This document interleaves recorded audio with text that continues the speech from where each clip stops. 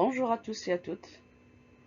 Bienvenue dans cette vidéo pédagogique conçue dans le cadre de la formation Outils et pratiques pédagogiques au profit des enseignants nouvellement recrutés.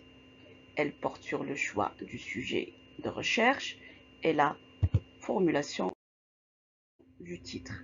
Chapitre 2 de la matière de la méthodologie de la recherche scientifique assurée par Dr Karima Kassem, maître assistant classe B à l'université de Jilali Bounaama, Khmis Méliana. Alors, tout travail de recherche scientifique repose sur un sujet spécifique qui fait l'objet d'une étude. De ce fait, le choix du sujet revêt une importance capitale. C'est une étape cruciale et majeure dans tout projet de recherche.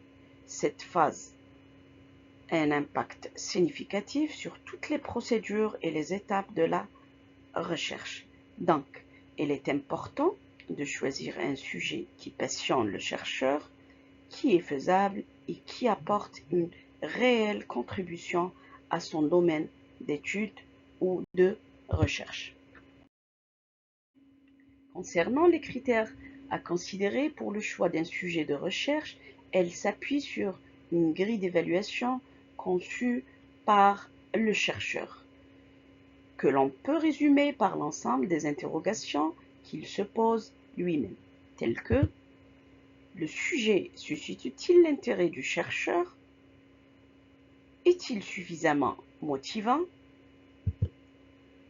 Le chercheur possède-t-il des connaissances qui pourraient nourrir et enrichir l'étude?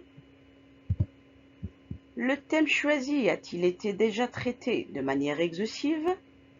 Est-il accessible et réalisable avec les ressources, les données disponibles et les délais prévus? Le sujet s'ouvre-t-il sur un nouveau champ peu exploré ou qui mérite une relecture à la lumière de nouvelles perspectives? Le choix du sujet contribue-t-il à la réalisation d'objectifs de carrière? Le travail envisagé apporte-t-il une valeur ajoutée au domaine d'études concerné? Le sujet correspond-il au domaine des préoccupations scientifiques du directeur de la recherche? La décision du choix du sujet est influencée par une multitude de facteurs, tant subjectifs qu'objectifs. Concernant les facteurs d'ordre subjectif, on peut citer intérêt et passion personnelle. Le sujet doit susciter la curiosité du chercheur et l'incite à approfondir ses recherches. Des connaissances préalables et les expériences personnelles peuvent orienter le choix du chercheur vers des sujets plus familiers. Le sujet peut être choisi en fonction des aspirations et des perspectives professionnelles du chercheur.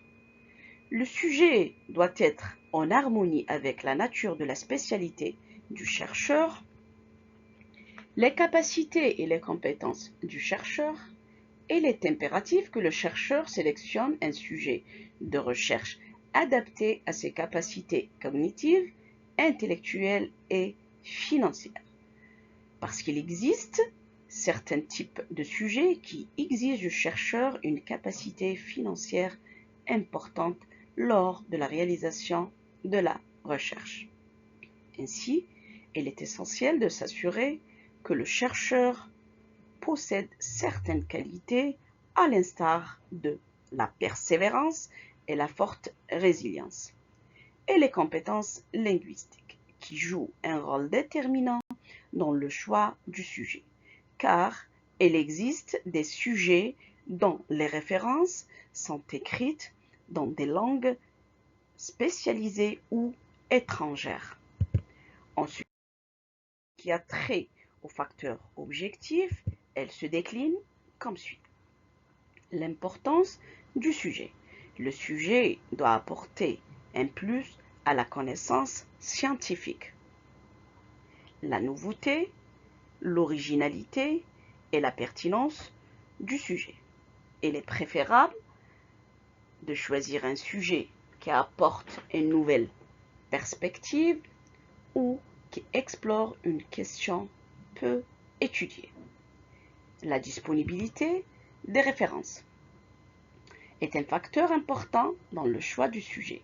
Pour mener une recherche, le chercheur doit se fier à de nombreuses références.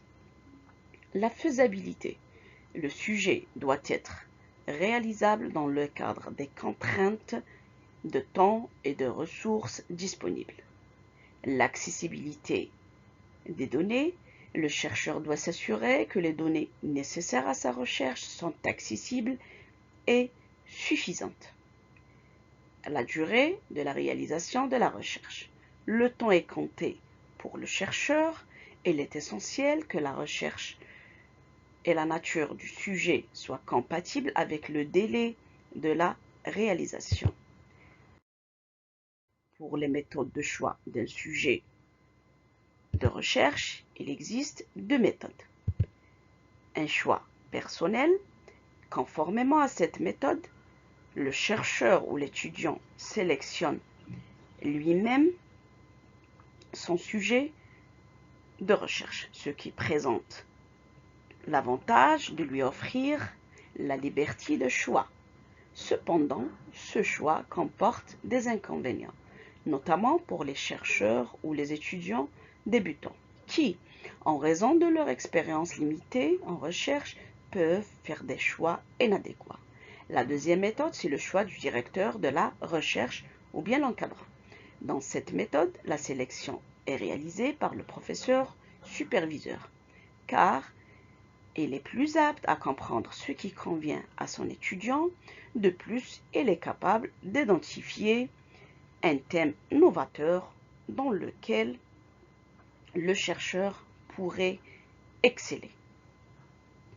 Toutefois, cette méthode présente des limites, notamment le risque que l'étudiant ne soit pas en mesure de traiter certains sujets en raison de contraintes cognitives ou de manque d'expérience.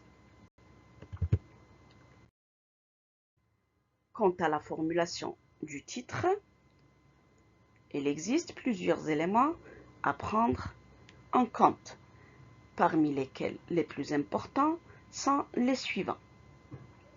Le titre doit être clair, précis et doit susciter l'intérêt du lecteur. Le titre ne doit pas ignorer les éléments de la recherche qui seront menés. La formulation du titre doit être simple, scientifique et non métaphorique. Le titre doit référer directement au sujet de recherche, clairement et sans aucune ambiguïté. La langue utilisée pour exprimer le titre doit être scientifique et spécialisée. Le titre ne doit pas suggérer que le sujet de la recherche est difficile. La formulation du titre doit comporter un agencement et un ordre approprié des variables. Il est impératif que le titre de la recherche soit en adéquation avec le sujet de la recherche. Le titre doit être flexible afin que, si des modifications sont nécessaires, cela soit possible. Et en guise de conclusion de ce chapitre, il convient de dire qu'un sujet de recherche réussi est un équilibre entre les intérêts personnels, les exigences académiques et professionnelles, la disponibilité des sources et des références et l'impact du travail effectué. Et voilà, c'est la fin de cette vidéo. Je tiens à vous remercier pour votre attention.